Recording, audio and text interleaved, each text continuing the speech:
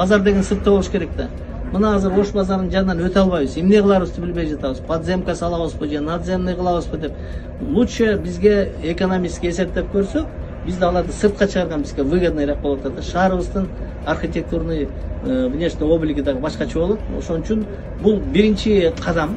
Ош базарынын сырты. Негизи базарларда дагы анан промышленный объекттерден жана базалардын баардыгын сыртка чыгарыш керек негизи. Шаарды тазалап, ошондо привлекательный, баягы өзүбүз айтып жүргөндөй зеленый, красивый город болот да ушу. Кече 2 сентябрда Бишкек шаарынын мэри Эмилбек Абдыкадыров Ош базары батыш жана чыгыш автобекеттери шаардын сыртына жылдырыла турганын белгиледи. Анын айтымында Ош базарын чыгыш жана батыш автобекеттерин шаардын сыртына чыгаруу боюнча долбоор ойлонуштурулууда. Жаз айларында ишке ашырылат. Кудай буйрса, жаз айларында бул долбоорду ишке ашыра баштайбыз. Ош базарындагы ири соода комплекстеринин ээлери каршы эмес. Шаардын сыртына көчүрүү экономикалык жактан пайдалуураак болот. Негизинен өндүрүш базарларды жана объектилердин баарын борбордун сыртына көчүрүү керек. Ошондо жашыл кооз шаарга ээ болобуз. Биздин бул долбоорду президент Садыр Жапаров да колдоп, биз туура багытта бара жаткандыбызда. Коомдук транспорт үчүн тилкелер, станцияларды, базарларды көчүрүү чоң долбоорлордун бири экенин айтты, деди Эмилбек Абдыкадыров. Ички иштер министрлиги жогорку кеңештин депутаты Адахан Мадумаровго карата козголгон кылмыш иши тууралуу маалымат берди. Маалымдалгандай, министрликтин тергөө кызматы тарабынан жогорку кызматтагы адамдардын мамлекетке чыккынчылык кылуу фактысы боюнча кылмыш иши тергелүүдө. Коопсуздук кеңешинин мурдагы катчысы Мадумаров Адахан Кимсанбаевич кылмыш ишинин алкагында кармалган. Ага кылмыш жаза кодексинин 323 беренеси мамлекеттик чыккынчылык боюнча айып коюлганы айтылды. Эскерте кетсек, кече 2 сентябрда эли өкүлү Адахан Мадумаров ички иштер министрлигинин кызматкерлери тарабынан кармалган. Ушул эле күнү ага карата Бишкектин 1-май райондук соту тарабынан 24 октябрга чейин камакка алуу чечими кабыл алынган. Тергөө иштери учурда улантылып жатат. Кече 2 сентябрда УКМКнын төрагасы Камчыбек Ташиев Чоң Алай районундагы жумушчу сапарынын алкагында аймактагы Тилек Баатыр атындагы Кара Мык чек ара заставасына барды. Бул туурасында УКМКнын маалымат кызматы кабарлады. Маалымдалгандай, анда Ташиев чек ара заставасынын ишмердүүлүгү менен таанышып, чек арачылардын көчүрмөн даярдыгы жана материалдык техникалык базасынын абалын көрүп чыккан. Мындан сырткары, заставанын чек арачылары үчүн тез арада жаңы турак жайларды курулушун баштап, техникалык каражаттарды толугу менен жаңылууну тапшырды.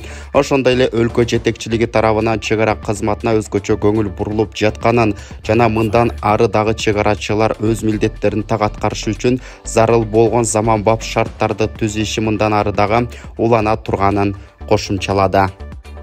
Ички иштер министрлиги жогорку кеңештин депутаты Адахан Мадумаровго карата козголгон кылмыш иши тууралуу маалымат берди. Маалымдалгандай, министрликтин тергөө кызматы тарабынан жогорку кызматтагы адамдардын мамлекетке чыккынчылык кылуу фактысы боюнча кылмыш иши тергелүүдө.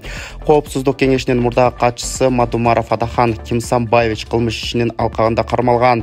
Ага кылмыш жаза кодексинин 323 беренеси мамлекеттик чыккынчылык боюнча айып коюлганы айтылды. Эскерте кетсек, 2 сентябрда эли өкүлү Адахан Мадумаров ички иштер министрлигинин кызматкерлери тарабынан кармалган. Ушул эле күнү ага карата Бишкектин 1-май райондук соту тарабынан 24 октябрга чейин камакка алуу чечими кабыл алынган. Тергөө иштери учурда улантылып жатат. Чикагодагы Кыргыз Community Center кыргыз коомдук уюмуна кыргыздын 2 хам боз үйү белекке берилди. Бул тууралуу тыйымдын билдириште. Белгилегенде боз үйлөр кыргыз диаспорасы менен Кыргызстан президенти Садыр Жапаров тарабынан белекке берилген. Боз үйлөрдү салтанаттуу тапшыруу аз эми кыргыз коомчулугунун борборунда болуп, ага Чикагодагы кыргыз диаспорасынын координаторлор, активисттер жана өкүлдөрү, белгилүү маданият ишмерлери, бизнес өкүлдөр, журналисттер жана блогерлер катышкан.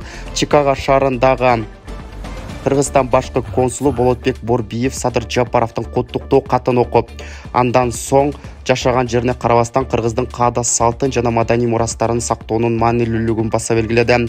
Боз үйлөр кыргыз маданиятынын жана каада салттарынын символу катары бакубат жашоонун маанилүү элементи болуп, Америка Кошмо Штаттарындагы кыргыз маданий мурастарын сактоого жана жайылтууга көмөктөшө турганын, ошондой эле маданий иш-чараларды, жолугушууларды, билим берүү программаларын өткөрүү үчүн пайдаланылмакчы.